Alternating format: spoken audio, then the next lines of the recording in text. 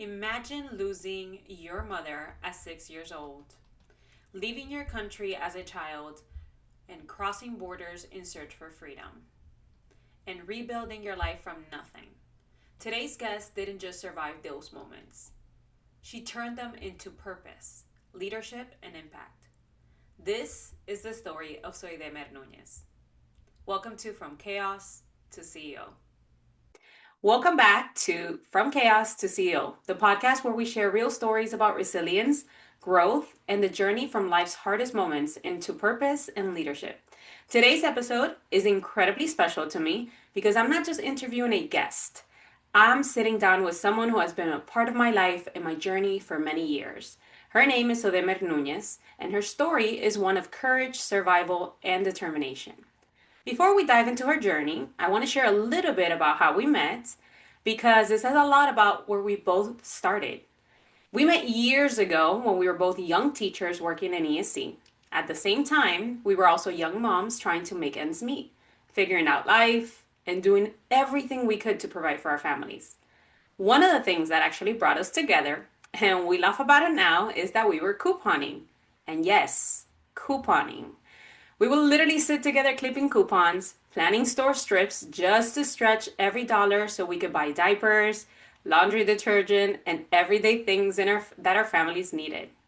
At that time, neither of us could have imagined where life would eventually take us. But what many people don't know is that long before I met Sol, she had already lived a whole journey that would shape her into the woman she would become today. And her story begins in Cuba, where she experienced a loss at a very young age, grew up under difficult circumstances, and eventually made the journey to the United States in search for a better life. So, from navigating poverty, language barriers, and immigration challenges, to building a career in education, advocating for families, and eventually stepping into entrepreneurship. Her story truly represents what this podcast is all about, the journey from chaos to CEO. So today, I am honored to share the story of my friend Soidemer Nuñez, or as I like to call her, Sol. Do you remember those days? What do Oh, you I do. remember I about the do the season hustle. of our lives? What do The you remember? hustle. We were, oh my God. I mean, I had my second child, 6 months old. And I remember you were pregnant with your second child as well. And we were trying to survive on that teacher salary while our partners were, struggling. And it was chaotic. It was chaotic. But that experience really bonded us. And I remember I we weren't in the same grade level. We were both ESC teachers, and I remember coming into the group because we were doing what was it, team groups or team? I forgot Yeah, what it was. team leader. Team leader groups, The yes. weekly And team leaders. yes, and we came in. I was truly not happy that I was, voluntold to do these things, but somehow we connected, I think, because just we were ESC teachers. Yeah. And the moment I don't even know how we shared that we were couponing. It seems like such a random conversation. I think I remember, I mean, Zoe was like 6 months old and I had like all these tons of clothing. And I remember you told me, oh, I'm bringing a girl. So I'm like, I have a lot of clothing. And we started talking, about motherhood and the formula and how much I was paying for daycare at that time. That was more than my mortgage. And I told you, you know what, I'm doing this, and it's saving me a lot of money. And then I remember, like, I mean, you learn so fast. Within like a week or 2 weeks, we were already going through the binders with the coupons, and we were doing the whole. You should post a picture of that with I us. should. I should definitely post it in somehow in the video. You know what's funny? That's right. I forgot about all of this. Yes. And I remember my son was like 7 at that time, because I was about to give birth and he was going to be turning 9. And I remember him going with us all the time Yes, to to we would go to Target. Target. He would take the pictures with our whole, of Yes, the with the diapers cards. and everything. It Oh was my crazy, God. but we I saved should so much post. money. And we We did. became experts at that time we Yes. knew everything. I mean, it was crazy the amount of money that we were saving. Yes. And we were tag teaming. So the interesting part, guys, that you don't know is that we actually coupon together. So we will be able to spend and just kind of split the cost. And Hmm. I mean, I remember that through all of that, I was living in an apartment then. And I remember selling my apartment and taking all of those Tide Pods and all those diapers. And I swear to you guys, I literally didn't have to buy diapers, I think, for like a full year Yeah. because I literally had such stock of diapers and we would buy it so dirt cheap. But Yeah. like you said, it was the hustling for sure. Hmm. Do you ever imagine back then that both of us would eventually grow into careers in the path we're on today? I mean, as I started to know you with your personality and how restless you were, just like me, always moving, always looking what to do, the multitasking. I will go into your classroom and see you doing like the lesson plan and the small group for the kids. I had a feeling. I had a feeling we were not gonna be in the same spot for a long time. So yeah, I think so. I mean, let's be honest. The truth is, I think both of us had stories way long before we met. But your story actually starts much earlier than Cuba, right? And I think, in the chaos of, talking about the chaos and how we turn things around, I want you to tell us a little bit about your story. So tell us about your childhood growing up in Cuba and what do you remember the most from those early years?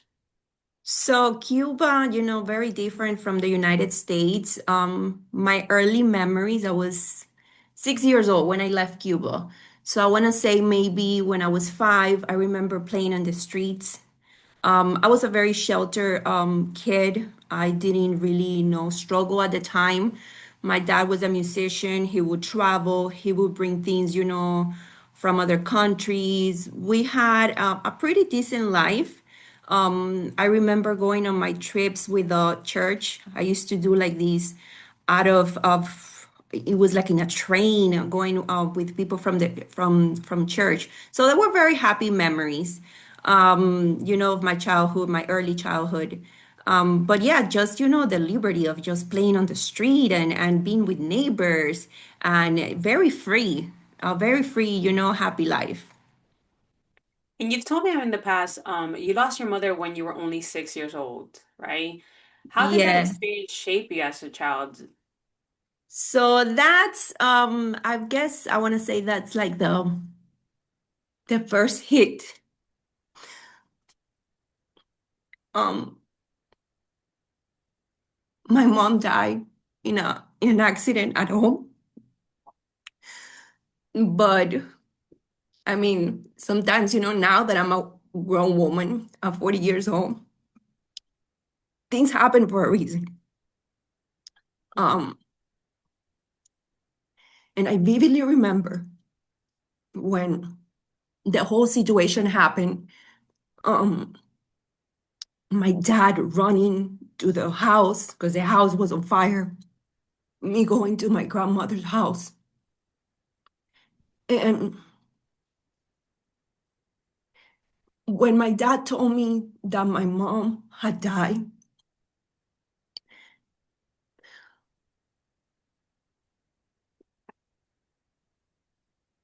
I kind of disassociated. I was 6 years old, and I remember my dad sat me like in the bed, and he told me, your mom unfortunately died in the hospital. And I remember looking at myself in the mirror that we had in the room, and I thought to myself, you're not gonna cry. This happened. That's it. Move on. You were coping. Yes, that was my coping mechanism. I This is know, it's crazy as children how we protect ourselves in all honesty. and kids are so resilient. Like I They remember are. that was like the only time that I kind of cried, and after that was like a brand new page. Like, like I never thought about it ever again. Like I never got sad again. But in that moment, I was like, okay, it's brand new. It was crazy. It is. And I think, I mean, I don't know, you tell me, but do you think that loss truly forced you to grow up earlier than most kids? Oh, absolutely. I mean, it was my dad, my sister, my grandmother, and I. My sister is younger than me, so at the time, I didn't feel like I was becoming the woman of the house because I was very young. but I kind of became like the protector of my sister. Looking back now, I realize how fast I grew up because even my husband sometimes tells me, when I tell something to my kids or when I'm fighting about something in the house, and my husband tells me, but don't you remember, when you were that age, how you were like playing in your room and leaving everything, all over the place. I'm like, no, like I was very, by the book, like everything needed to be organized. Like in that sense, I was like very responsible at a very young age. So it now that I'm older, I do realize like, oh my God, I really didn't like had the chance to, To just breathe. yeah, Yeah. be a kid and be careless and leave things around. And who cares about these and who care about that? So now that you're older, you do realize those things. Yeah, I think our young selves they go into this protective mode. And we don't realize it's our coping way. Um I'm not saying it's the best way, but it's definitely our coping mechanism just kind of and it's kind of like you said it becomes like a void when certain things happen in our life that are traumatic. I think we just block them.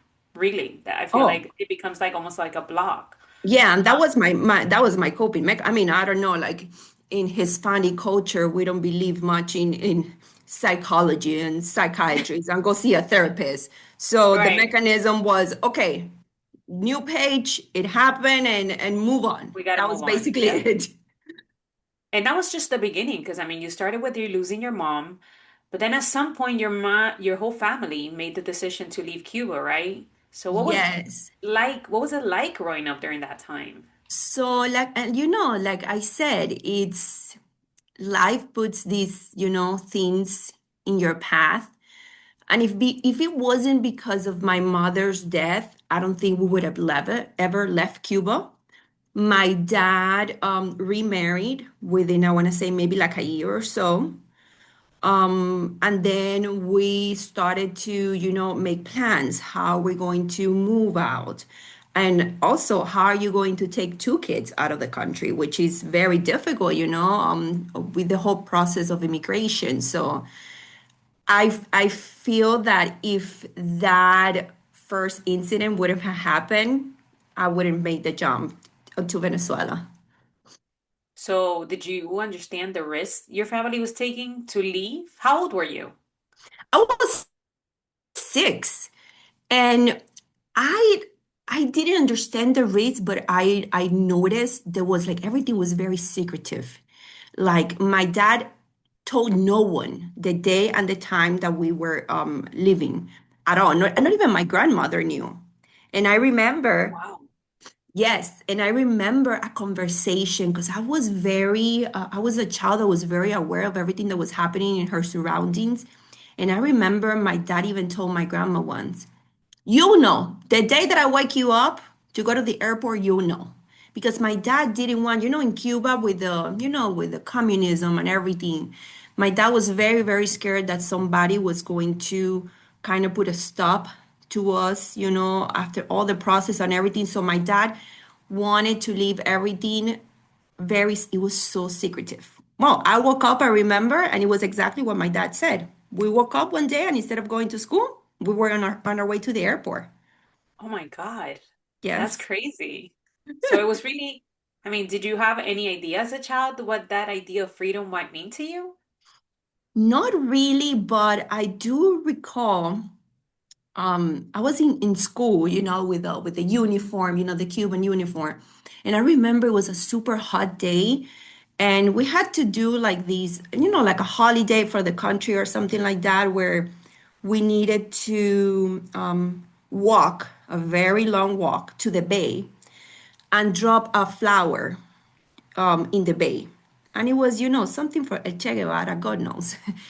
And I remember telling my dad, I don't want to go. It is so hot. And my dad was like, no, no, you have to go. So at that moment, like, but well, why do we have to go if we don't want to do this? And so, at that time, I was like, oh, this sucks. Like, why are we forced to do things we don't want to do? Well, guess what? You're in Cuba. unfortunately, and you Right. need to kind of follow these traditions. But that was, I was so young, 6 years old, but little things like that now you realize, oh, yeah, you were kind of forced to do these ritualistic things. So you went to Venezuela, you said, right? So for a while, life seemed to be a little bit stable in Venezuela. Yes, I mean, at the beginning in Venezuela, things were, I mean, I got to Venezuela, I was just turning 7. I celebrated my 7th birthday in Venezuela. The Christmases were amazing. Never experienced anything like it. My first Christmas over there with, oh my God, so much, the gifts, everything, the birthdays. I did miss, at the beginning, like every child does, Cuba, my friends, especially the church community. I was very connected through my aunt to the church community. So I would wake up, once in a while, like crying, like I want to go back. But I adapted. I was always the kind of person that kind of adapted to changes and the things, that life was putting in my path. Um, the person that kind of really struggled was my sister. She did take a hit emotionally, especially, for we processed my mom's loss completely different. But at the beginning, in Venezuela, yeah, a lot of opportunities. We had a great life that we could have had in Cuba with everything, especially after we left with what they call el periodo especial, the special period where everybody was just struggling to find food, to find resources. So we left just in time before that time. And when did things start to change in Venezuela? So I arrived in Venezuela, like I said, out of my when I was 7. And then when I turned like 14, things started, to get a little bit like the union between my dad and my stepmom was going through like financial distress. And also the family dynamics that now I understand a little bit better that I have 2 girls. My sister and I arrived in Venezuela and we were arriving in a house with a single mom with 2 other girls. And those other two, my stepsisters, they were at the time probably 14 and 16. So they were teenagers. And there, you were now asked to share your bedroom with these 2 other people. The So you were in attention. a room with two other girls Oh, yes, and it you and your was sister. So one room for four girls. for That's a lot one of room for four hormones. girls. So the dynamics were very complex. Jealousy. Why do I have to share this space with these 2 other girls? So after a few years, they divorced, and it was a very, very, I want to say ugly divorce. But at the same time, it put us in a position once again to try to look for new opportunities. What are we going to do next? We cannot be stuck here. So that was challenging. How did it feel for you when life became unstable again? Because you guys went from Cuba, with your mom, then you came over here, it became stable again, but then all of a sudden you're a teenager, right? And then everything is back to being unstable again. Yeah. So first, like every person, I guess it was denial. I'm like, no, things are going to get better. They're just fighting, things will get better. And then when I saw my dad sleeping on a floor mat for weeks and weeks, and like things were not getting better. But I think the reality really hit me when my dad, he just decided to do an outing with my sister and I. He took us to like a park. And in the park, he sat us down and he said, listen, we need to leave the house. I don't know where we're gonna go, but I have to figure out if we are able to either go back to Cuba Wow. or see if we can come to the United States. But at that time, there was really no plan. He was just informing us that things were not going to get better, the divorce was real, and that we were basically given a timeline to leave the house because, they were going through a divorce. But my dad had no assets, nothing in Venezuela. everything belonged to my stepmom. So when we left that house, we left with an equivalent of $20. We were on the street with equivalent to $20. That was probably just to like get a bus to your next destination, have a good life. My So God. yeah, it was a reality check in that conversation at the park. So what happened next after you guys left your stepmom's house? So my dad started talking to a few friends and some people that had known us since Cuba. They took us in. It was a young couple, recently married. They were great, accommodating us. I believe we lived with them for like a whole year while my dad, was trying to figure out how to pay the bills, which is funny because my dad, within like 2 weeks of moving into these people's house, my dad won the lotto. My dad won like Stop. yes, like the equivalent of like maybe 12, 10 to $12,000. And with that money, my dad was able to help in that house, to pay for bills, to pay for food. So it was like crazy. But by the end, that's it. The money run dried, and we needed to figure out what we were going to do. How was your father emotionally through this? I mean, I give it to your dad, I will say. I mean, uh, a single man basically with two young girls. And I don't know what you were like where you're young, but I know how you are now. So I can only imagine the dynamics of you and your sister and just how was your father emotionally during that time? So at the beginning, I feel he was like holding his own, trying to, I mean, the strong man, I guess. But the only time that I seen my father crying was at that house. Almost at the end, I want to say within like 8 months in, I guess that's it. The money had run dry. He was kind of desperate. And like I said, Cuba was a possibility. Like if we weren't able to figure this out, we were going to have to go back. And so I remember going up the stairs and seeing my dad. My dad basically broke down and started to cry in the bedroom. And I'm like, oh, things are bad.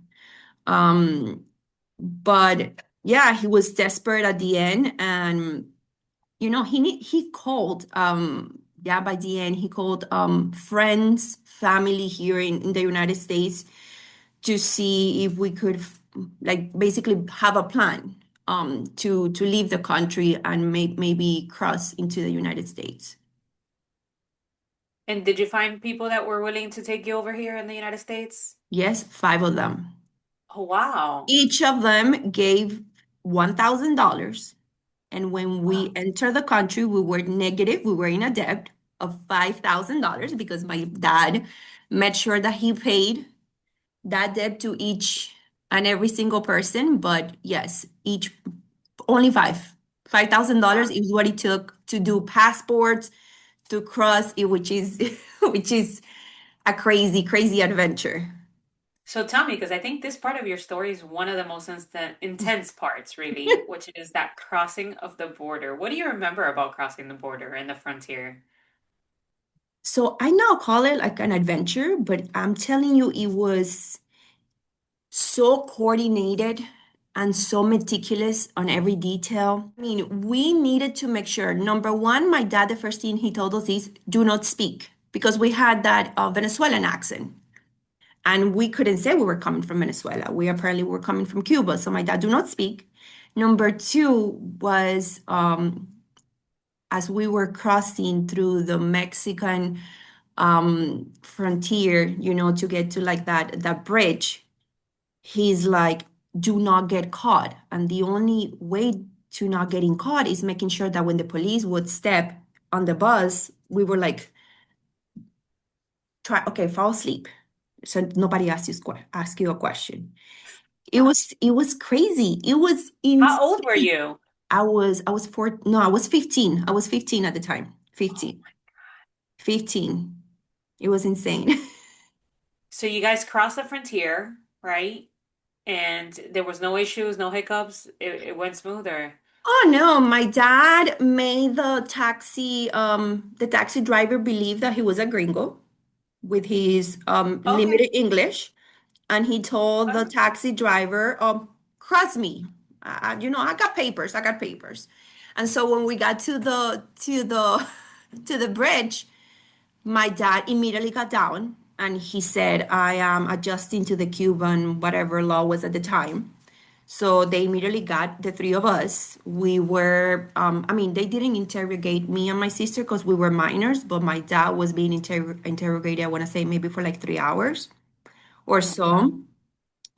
And after those 3 hours, they said, okay, so you're going to jail until you get processed, and the kids will go to one of like these foster homes. So you were separated from your father during that time. What Yeah. was going through your mind? Because I mean, being placed, you just got to a new country, and now you're placed in a foster home and you're separated from your dad, which is really your only living parent. What was Yeah. going through your mind? So my dad prepared us for, the many possibilities. We knew what we were doing. I cried, because they took my dad in shackles, they put him in a van. Bye-bye. Oh my God. But after I cried once again, I was like, okay, you need to be strong for your sister. You have your sister now. And it was, they took us into this home. I remember getting there very, very late. The people at that house made us like dinner at the time. And when I got to that house, there were stories of other kids that were living there, immigrant kids for years. There was a girl from like Peru. She was living in the house probably for like a year and a half. So I was like, well, maybe I'll stay here for quite some time. How many kids were there in that foster home? Girls, I think there were like 4 girls per room, and I think there were like 3 rooms. So like 12, like yeah, like Oh, 12 kids. Yeah. The so people, this family was fostering all these kids? all these kids, Oh all my these immigrants, kids. Yeah. Oh my God. Did you ever think you would see your dad again in all of this? Well, after hearing all of the stories from other kids, I, I mean, I'm like, maybe, I guess. I mean, it's definitely going to take some time because these kids have been here for so long. So I was hopeful, but I knew it may take months for that. And what was the reunion like? Because obviously you guys got back together, things worked out. What was that reunion like when you finally got together again? Was it So long? it was actually only 3 days. We got there like on a Friday, but my, That's my great. cousins, by the way, my cousins, they were one of the 5 people that helped us. My cousin was like constantly calling the immigration office. There are 2 minors in there, and he's Cuban, and so they really pushed for an early release. And I remember my sister and I woke up early on a Monday to go to school because all these kids go to like a special school, and we were in school. I was in English class, learning English at the time, and within like 2 hours, they make a call. Soidemer and Suleimi report to the office, and they already had our bags, everything packed. And we saw my dad. And let me tell you, you don't realize the stress that you were building up, right? From the time we left Venezuela in the airplane. We were in Mexico for like 3 days trying to plan, how we're going to cross the frontier until you're in that moment and you're like, when I saw my dad in that reunion, I was like a weight, like a release. So it was like, I want to say maybe like happiness coming back to you, like, okay, it was a lot to process, but obviously very thankful for how short it was given the circumstances of other kids, and yeah, it was crazy. My God. So eventually you arrived to the US, right? And then you told me that you had to ride a Greyhound ride from Texas to Florida. So it Yeah. seems like the story is like it's just keep adding on, right? Yeah. What do So you remember about that Greyhound trip? I know it was long, but the thing that impacted me the most were the socks. We didn't shower for like 3 days. We were, from one Greyhound to the other to the next. And I remember when I arrived in Miami, the first thing that I did was take out my socks. And my socks were like kind of stuck to my skin and all gooey from like all the sweat. That was I was like, I'm so tired. I mean, I think that I took like a 5-hour nap because we were just drained. It was, it was a lot. So that release of, I'm in a home now, I'm able to take a shower, take these socks out, and it was, yeah, it was just like a release. My God. And when did you realize? Because you were starting all over again, which meant rebuilding everything again. I mean, I think I mean, by now you should have been a pro because you've done it a few times Yes. by now. But we know that freedom doesn't necessarily mean life became easy right away, right? So, what were those early years in Miami look like for you and your family financially? Um, so like the first weeks, I want to say was like a out of body experience. Like I couldn't really believe where I was. I would like take a nap and wake up and think I was in Venezuela still. It was kind of like surreal, especially seeing how different everything was. Like I remember walking through like dealerships and seeing the cars and like, oh my God, I can't believe the cars are just parked there. Like everything in Venezuela, it's like behind a wall. But we knew that we needed to become independent and that we needed to move out. My cousin took us in for a few months until my dad was able to find a job. We went back to school, but we needed to do what every immigrant family does. We needed to find our own place, to find our own car, to become financially independent. So it was like starting from scratch, from zero. But my dad, even when he was younger, he would always tell me, the United States is a country with a lot of possibilities, with a lot of opportunities. So I felt like, okay, maybe this time will be easier. Maybe this time, it'll be better. And what do you remember about watching your father work so hard to support you? Because I mean, he had to again adapt. I mean, it seems like adapting is a family trait because you have to go from one place to the other, and he was resilient throughout all of it. So watching him, work so hard, what did that mean, or what do you remember?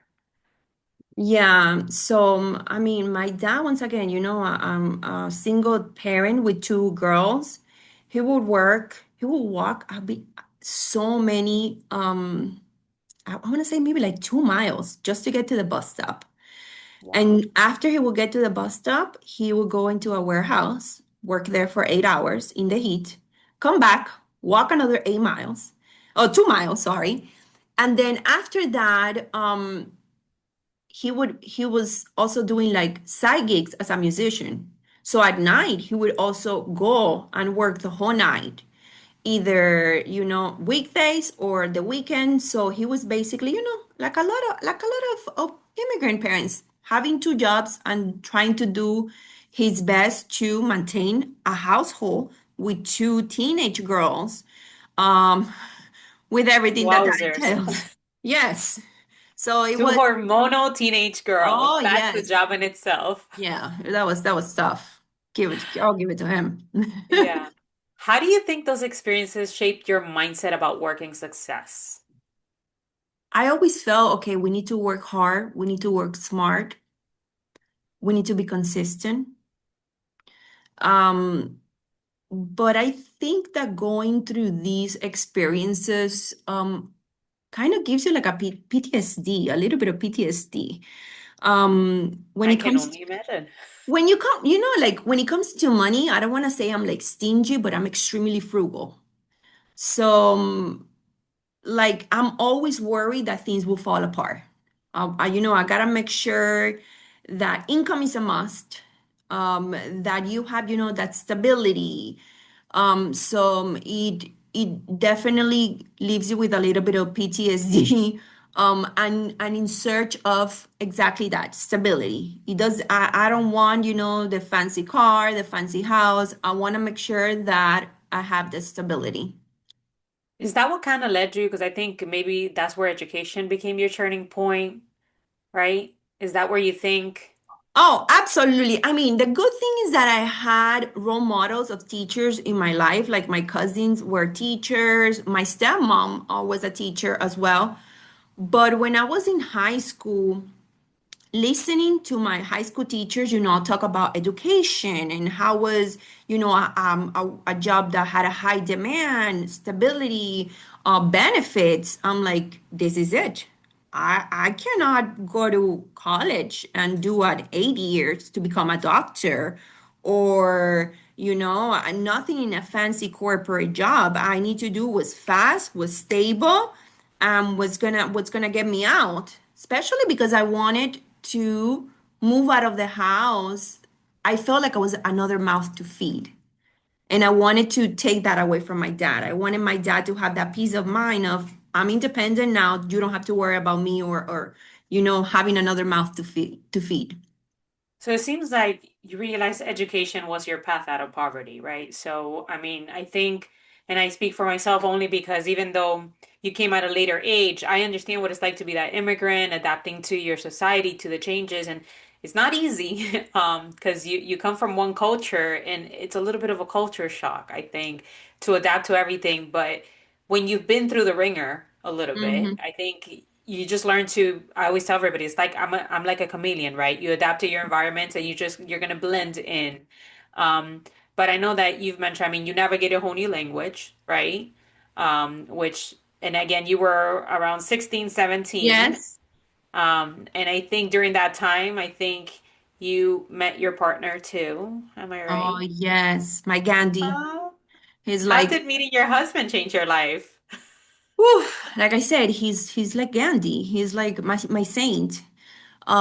He's so, he truly helped me in every aspect. He every time that I get, like too He crazy. grounds you. Oh, so much, so much. He was very supportive. Um, he would force me to learn English by watching shows. He's like, you're gonna learn no matter what. School may not teach you So much. he's from So here. yes, he's from here, but his parents are Cuban. Okay, So okay. yeah, but he would force me, you're gonna learn English. I mean, you have to learn English. So we would watch like Everybody Loves Raymond and Friends, and he would put the subtitles. He's like, this is gonna help you. And I would read. So I really, I learned how to read and speak through the interactions with him, the social interactions, and also, through the forcing of watching everything in English. You're not gonna speak Spanish. Okay, this is the way it's gonna work. So he was your push the whole time. Absolutely. He still is. Yeah. And I know, again, because we're friends, but you didn't stay with your dad when you transitioned over to the US. You actually moved out very young. And Yeah. what led you to make that decision? I mean, it was another change, like, of Yeah. instability, you could say. But it's exactly that. I didn't want to be another mouth to feed. I wanted, for my dad not to worry about buying me, shampoo or I remember how much when I was in need of a scientific calculator for college, because I moved when I turned 18. I found a job at a real estate company. I was making decent money at the time. And I remember I sat with him and I told him, I need all of my paperwork, everything, my work permit, my social security. He's like, but are you sure? Like if you're leaving, like make sure, like are you able to be independent? And I'm like, yeah, I'm not coming back. So now I never went back. But it was exactly that. I had a drive to just be as independent as possible, not to like rely, like be need someone to support me, and at the same time kind of live that way from my dad. I didn't want to be another mouth to feed. And how important was it to you? Because it seems like your husband has been your push to really have someone to believe in you that time. Yes, yes. So I mean, he at the beginning when I was applying for college, I didn't qualify for any scholarship because lucky me, I didn't have my residency. So even though I graduated with honors from high school, I didn't qualify for FAFSA, which I was a super low income student, didn't qualify for that. And then Bright Futures didn't qualify for that, even though I had the GPA. So my husband told me, it doesn't matter. You're going to school. I'm going to help you pay for books. And I remember we went to like a counselor and we were able to get some of the money for tuition and he helped me with the rest. So he truly was, that force in my life that helped me, get to where I am today. And he's always been pushing and pushing and helping me and supporting me. It's been a blessing. Did you ever feel like giving up on college and all this craziness? Not at all. I was No. laser focused. I didn't change a class. I remember my friends like, oh no, I don't like this teacher. I'm gonna move and I'm gonna change to another class. I didn't change a single class. It didn't matter. I was laser focused, full time working, full time going to school. And I was going to school and to my job in the metro and the metro mover because I didn't have a car at the time. So I was making it work no matter what, especially, with the opportunity of, well, I'm able to pay for tuition now. My residency didn't kick in, I want to say maybe until like almost at the end of my associates. So I was laser focused. No, no, quitting was not an option. So I think, I mean, from everything I hear from you, again, education just became your stability. So you eventually stuck to teaching as your career, Hmm. because stability seems like such an important factor with everything, that ups and down you've been constantly having. Yeah. Was there anything specifically that drew you to teaching as a career? Besides the stability, I had the experience of working, kind of like in a corporate office with the real estate, dealing with paperwork. And I remember I'm like, I like the school environment. I like, the kids. I like hearing the bell. I've always liked that school environment. So it was a stability, but it was also me being in an environment that I didn't hate. So I really enjoyed, working at a school, being surrounded by the kids, hearing the bell. We're going to recess, we're going to art now, we're going to do a little bit of math. So I really enjoyed that. And I think it was a good fit. But I know you didn't just stay in one place, you kept growing. Where do you think your drive and ambition came from? I want to say survival, but it's just, I think it's just ingrained in me, that personality, Um, is that the constant movement. I don't know if it's that I get bored by doing the same thing year after year. But I just feel like, okay, I did this, for 6 years. I'm very good at it. Okay, can we do something next? Okay, I was a classroom teacher. Okay, I'm very good at it. Can I do something next? It's like level up. Like, Yeah. let's level up. So I don't know. It's just part of who I am, I guess. I just laugh because I know that you and I always think in the same wavelengths all the time. It's like, okay, I feel like I've maxed out. What's next, right? Like we're always figuring out the next. I don't know if it's a good thing or a bad thing. We can't stay still, but I know that you were offered leadership opportunities early, right? So how did motherhood influence those decisions during that time? Because I know you've been given in your transition in education some opportunities that you could have taken, but I know being a mom also shapes our decisions. I became a teacher, and within like my third year, I was already offered the reading coach position. Um, then my fourth year, I got pregnant with my first daughter, and they were offering me at the school at the time to become a principal. And I did the interview and everything. But when I go to an interview and I'm giving these expectations, okay, so this is what you're expected to do, the your role. I want to make sure that I do things and give it my all and do it right.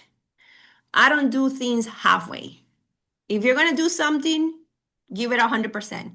So I knew that me being pregnant with my first child, I think I was like already 7 months pregnant with my first kid. I'm like, I don't think I'm going to be able to be a principal and be able to run a school the way that I want to run a school while also taking care of my kid at home. And my kids, priority number one above everything else. So yeah, I said no to that one. But funny enough, because I said no to that one, and I recommended a friend of mine, is that friend later on recommended me for the school I went to work with you. So it was like a cycle. But it you know was, what? Everything happens for a it reason. worked That's what out. I always say. It Yes, worked it out. did. So tell us a little bit. I know you said you worked at a school. So tell us a little bit about your education career path. Where did you go and how did you start? So I started, first of all, I started at a private school and I worked in a private school for 3 days because I was leaving resumes everywhere. And then within 3 days of being there, they called me from this charter school, giving me, better salaries, better benefits. So I made the jump. And I started as a kindergarten teacher. They split two kindergarten classes. And you know what happens when two teachers split those kindergarten classes? You get, the cream of the cream. So it was Not. extremely difficult my first year. But I learned a lot at that charter school. And I taught first grade after that. My parents from kindergarten, they made a letter to administration to see if I could loop with the kids. So it was great that I was So able you were to. doing a good job. I was Got apparently, even though it was my first year, and let me tell you, I struggled so much, especially with it. classroom. Like classroom management has. So I feel, I believe that if you are a good teacher and you're able to have that classroom management down pat, everything flows. So I just wanted to make sure, to work on those classroom management strategies. So I was a first grade teacher, which to me is like my favorite grade to teach. That's those foundational skills in first grade. I love first grade. And my I think that I did first grade another year. And then after that, I became a reading coach. Then after I was a reading coach for like 2 years, I said, okay, like I wanted to move into the public system in Miami-Dade, but at the same time, I was hearing great things about Broward, and this friend of mine that I talked to you about told me there's a position available to be a support facilitator. And I'm like, I have no idea what that is, but I'm gonna go apply. So I went through 2 rounds of interviews, and let me tell you, I suck at interviews. I am very great after you hire me, but I suck at interviews. So I went to 2 rounds with the principal and AP, and I got the position as a support facilitator. And I remember, like I always do, I remember coming home with like books and intervention books and trying to understand what that role meant because I wanted to make sure that when I was going in August, I know what I'm doing. I'm prepared. I know exactly what I'm doing. So I did support facilitation for, I want to say maybe 5, 6 years, various exceptionalities, ASD, learning disabilities, so many kids. I had a big caseload. And after that, once again, I was like, okay, I know how to do this. Can we move on to the next level, please? And so I went into my AP's office after leaving an IEP meeting and I told her, I'm ready for a change. Can you let me know if there's something that opens up? Maybe I can be an ESC specialist. I already know IEPs and the processes. A week later, she comes back to me into my classroom. She's like, there's an opening at a school like 5 blocks away from us. I'm like, what? And so I went and I applied for that and I got that job, which that job was amazing. I learned so much as an ESC specialist. And I will tell for anybody who doesn't know what an ESC specialist is, in our district, an ESC specialist is basically the person who oversees all the documentation for special needs students. So she's kind of like the master caseload scheduler, right? She manages Hmm. all the documentation that goes along with it, making sure that we are in compliance with the state laws and statutes. Um, and I think when you took this role, because I still remember the conversations, I mean, So and I Hmm. always will be each other's sounding board of calling each other and say, are we making the right choice? And I think, aside from having our lovely, husbands on the side always pushing us and kind of being our sounding board, I know from our world, because we live in the education world, we're always each other's sounding boards. So she did a phenomenal job. Of course, I expected nothing less from her. And Hmm. she did this for how many years were you an ESC specialist? 6 years. 6 years. I think six is her number, people. Yeah. At some point when you were working with all these families, it started becoming, I think, something deeper than a job for you. Yeah. What did you begin noticing when you were working with all these special needs families? As an ESC specialist, Mm-hmm. the struggle. So many families struggling navigating the systems, the complex systems that our education puts these families through. um, I was so tired of the politics and the bureaucracy, and knowing that these kids needed the support, the resources, um, and families, these mothers, they're so resilient. Some of these moms have no jobs. Their only job is to take care of these babies with special needs, therapies, oh my God, you name it. And I saw so many families breaking down at my table when we were going through IEPs, through goals, through strengths and weaknesses, and really trying to see, okay, how can I help these people? And I knew that in order for me to do that, I needed to break up from a system that wasn't really giving them solutions. I couldn't be under the same roof and trying to speak my mind the way that I like to speak. So it's just the struggle. I felt like I needed to do more for those families. And that's when you decided to become an advocate, right? Yes. And go on a journey. So you broke up with the district you were working for, Oh, yes. and I see that now you are, right? And I think this is where the story becomes, from chaos to CEO. Perfect Yes. timing and perfect line. So you decided to go ahead and leave the system and start your own consulting and advocacy work. Was that decision hard for you? Scary? Super, super. But once again, my partner was the one pushing me, especially because knowing, right, the stability of a job, and then knowing we don't know what's going to happen. We don't know if you're going to get clients. We don't know how it's going to go. Are we going to get income? Or like, but he always tells me, how is it that he tells me? Believe in you the way that I believe, something like that. I believe in you the way that I believe in myself. Um, so I'm very, very scared. Um, but I'm giving it my all. I'm trying something new, and if not for nothing, it's a learning experience. I'm learning new things. I'm learning how to navigate these from the other side of the coin.